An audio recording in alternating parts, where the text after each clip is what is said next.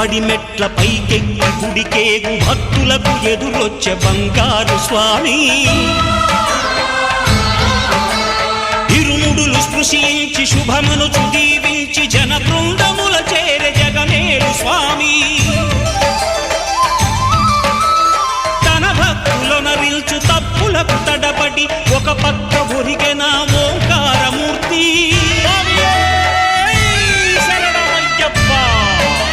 స్వాములందరూ తనకు సాయము కాగా ధీమంతుడై లేచే ఆ కన్య స్వామి